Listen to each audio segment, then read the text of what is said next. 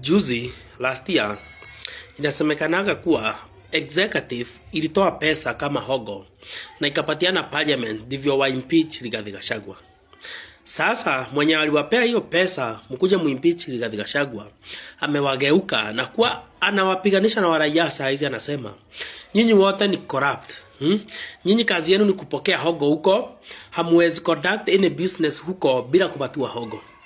Wabuge mko 290 na mko na chance mzuri sana ya kuimpeach Ruto. Kitu ya kwanza, ondoeni hao maspika wote wawili. Wa impeach wote, mchague speaker mwingine. Then after that, shikaneneni hivyo tu mko, musaidie wa Kenya kuimpeach William Ruto. Na itakuwa mzuri kwa sababu mtakuwa na support ya raia. A good percentage, like 70% of Kenyans will support you kuimpeach William Ruto. So, it is either mumalizane na yeye ama wamalize. Hiyo na kugarantii 100%. It is either mumuimpeach, mumuodoe ama wamalize nyinyi wote. Kwa sababu ile vita sasa ameanza na nyinyi. Venye anakuja kuambia wa Kenya nyinyi ni corrupt, hamwezi fanya biashara yote bila kupewa hogo. Hiyo ni mwisho wenu. Sasa kabla mfikishwe mwisho, simumuimpeach na tutawasupport kabisa.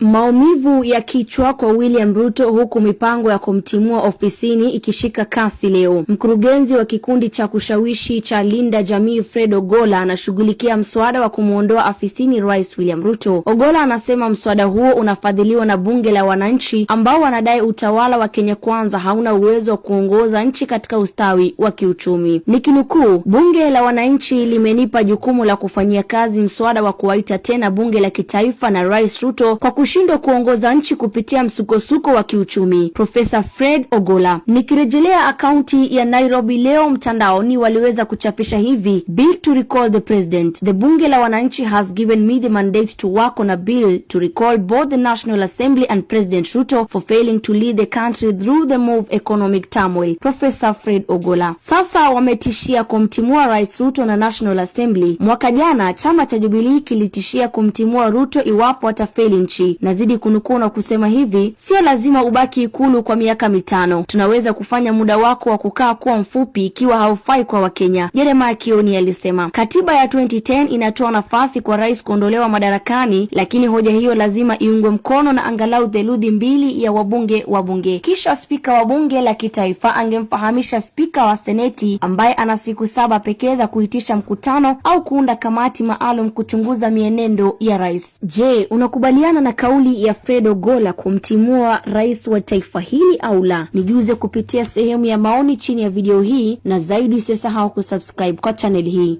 So for me, I think William Ruto is going overboard, and where we are right now, we might be facing an impeachment very soon.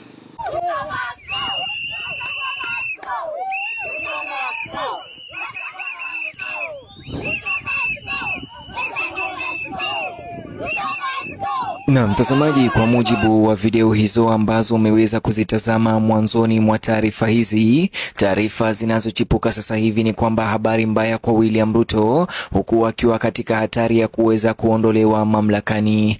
Katika jibu la haraka kwa uamuzi wa hivi majuzi wa mahakama ya rufaa wa kusitisha ushuru wa nyumba uliozua utata, seneta wa kaunti ya Busia Mheshimiwa Okiya Omtata ameweza kutoa shukrani na kupongeza uamuzi huo kama ushindi kwa Wakenya wasio na hatia.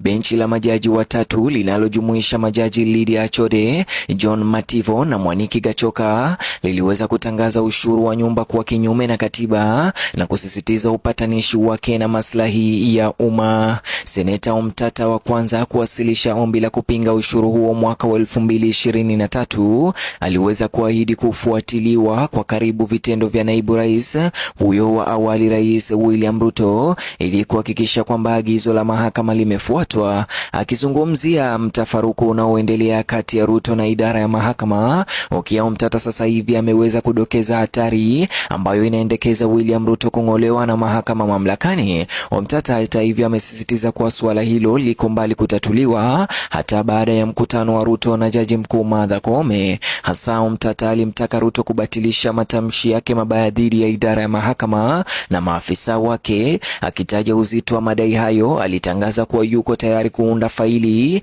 ya kuondolewa kwa Ruto kutoka afisi kuu ya kisiasa nchini ikiwa rais atashughulikia suala hilo kwa haraka. Nikirejelea taarifa yake iliyonukuliwa na KTN News siku ya leo, Okiya Mtata said, I will be asking that the president withdraw the statement he made about the judiciary or I will build a file for him to leave office. Mtazamaji, awali pia Okiya Mtata aliweza kuzungumza na kutaja kuondolewa kwa Ruto mamlakani. Ningependa uweze kutazama video hiyo fupi hapo mbele. And where we are right. So for me, I think William Ruto is going overboard.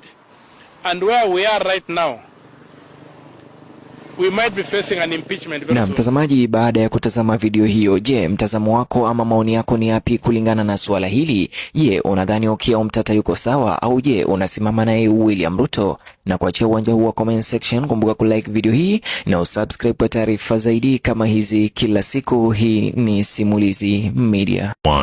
John Ngeno asked me on WhatsApp to look at some of the possible grounds of impeaching President Ruto. And in this video, I'm more than happy to share them. So with no further ado, let's get after it. Count number 1 for impeaching the president is corruption. As we speak, it's on record that Ruto dished out 10 million Kenya shillings to bribe our senators to impeach Gachagua. And we know this to be true because when the same senators are asked to swear before God that they did not receive that money, they start cutting corners and gerrymandering. Just listening to Senator Joe Nyutu forcing a confession out of Senator Tabitha Mutinda on national TV. Roll the tape. Yeah, I'm disappointed. But you Senator are. Tabitha, you received 10 million Kenya shillings. Did you give me Swear before God. Did you give me anything? Swear before God. I'm not the one who was given. It is sad. I'm not It is liquidated. See, you said we are not liquidated. It is so sad. I'm not liquidated. This guy actually If I talks was, about I would have millions given it to you. So don't say I'm No, I don't frustrated. need it. Swear before God, Senator Tabitha and people, that you, Senator Tabitha Mutinda, did not receive 10 million Kenya shillings. I, Senator, did not receive anything. Say in the name of God. Yes.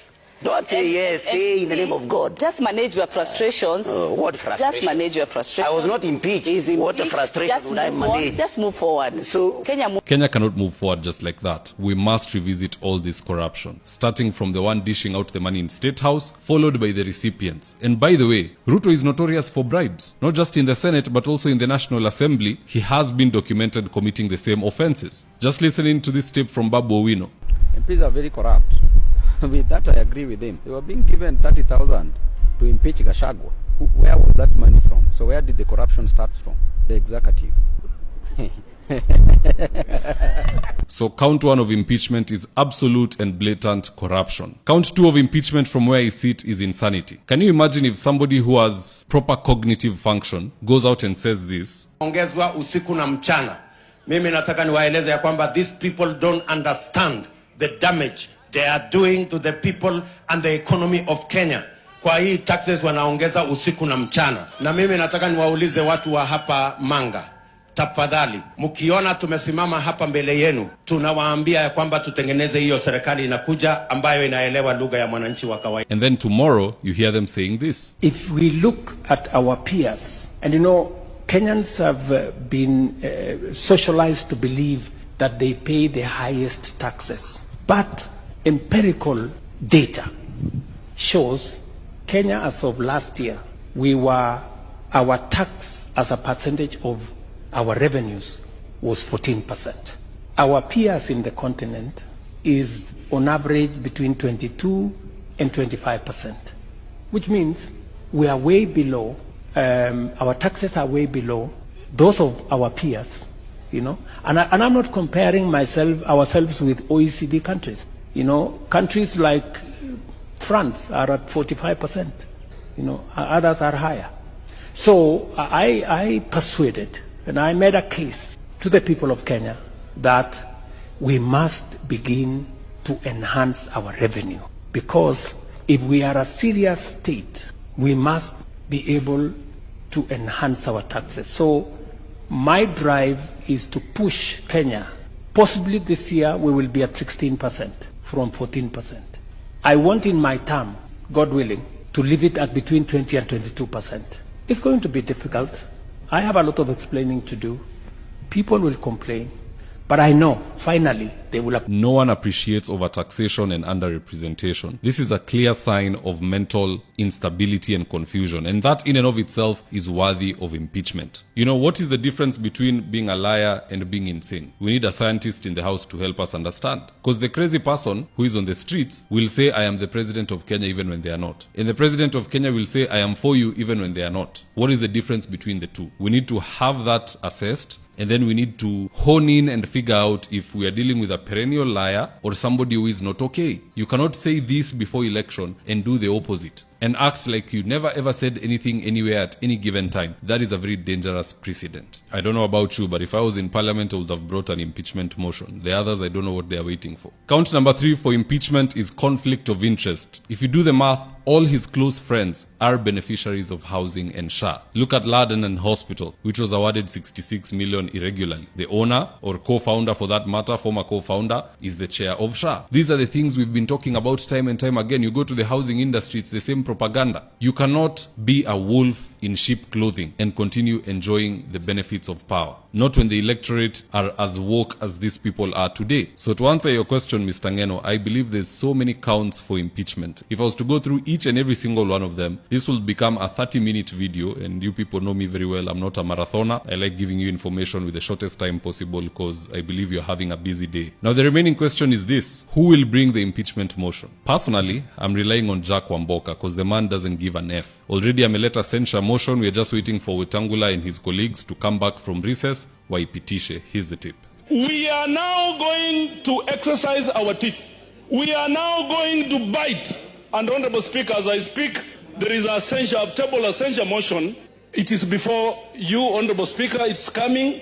We must now take our rightful position as a National Assembly. You know, bringing an impeachment motion against a deputy president who has a fallout with his boss, the president, is very easy to do. Mwengi Mutuse had an easy time. He was given protection, money, encouragement, everything he needed to push through with it. Bringing an impeachment motion against the president, even while you are being suspected of bringing that impeachment motion, it is usually very difficult. You cannot sleep at your house. There'll be cops outside 24/7. All your movement will be monitored. Huenda hata you might have to sleep in parliament. Because you know you can never be arrested in parliament. They have to wait for you outside. We've seen this before. Malala was frustrated by Uhuru Kenyatta to the point he even cried in the Senate. In fact, here's the tip. These are life-threatening incidents. I'm a father, a young father, a husband, and a representative of the people of Kakamega. It is very disheartening for officers or for people to sit in a corner to think that they can take away my life. I would like to take this opportunity, Chair, to humbly request this committee and the Inspector General to take note that I have said this time and again, that my life is in danger. I have written enough letters. I have called officers in this republic. They have not taken any action, even to give me extra security. I've gone to the Kakamega County Commissioner begging for security, Mr. Chair. Nobody is willing to give me security, Mr. Chair. It is sad for me to walk around the streets of Kakamega and Kenya knowing that I'm going to die the following day, Mr. Chair. And the most painful thing, Mr. Chair, I see respectable leaders of this republic saying that I forged my arrest, Mr. Chair. After all this, somebody says that I planned with the police to forge, that I stage managed my arrest, surely. That I even sent the police a PIN number. Mr. Chair, I carry a heavy heart with me. So whichever member of parliament who has balls, let them come out and do what's right. You know, it doesn't mean the president will be impeached. ODM and UDA have the numbers. But once that impeachment motion is brought to parliament, those who vote for the president and those who vote against will have a date with Kenyans. Unajua wa Kenya saa ingine usahau finance bill huenda ulipiga yes the first two and then the other three you vote no and they'll quickly forget and forgive you. But here impeachment, it will be so hot, temperatures will be so high, how you vote will never be forgotten. Put those people in that bad situation. Don't pretend to be on opposition kumbe unakuanga wa Ruto. Hii impeachment ndo itafanya tujue uko huku ama kule. But at the end of the day, from this end we can just speculate. None of us really has the powers to bring forth the impeachment motion. But if there's an MP who's watching, a national hero for that matter, let let them do what they know is right within them. Having said that though, do drop me your own comments in the comment section below. I'll do best to read them and to give you a response. Now with that, is today's ad of the day. If you're in need of electrical wiring, solar installation or electrical fittings such as strip lights, snake lights, downlighters or chandeliers, contact Engineer Wycliffe at 0707 476602 and he'll get your house dapped up.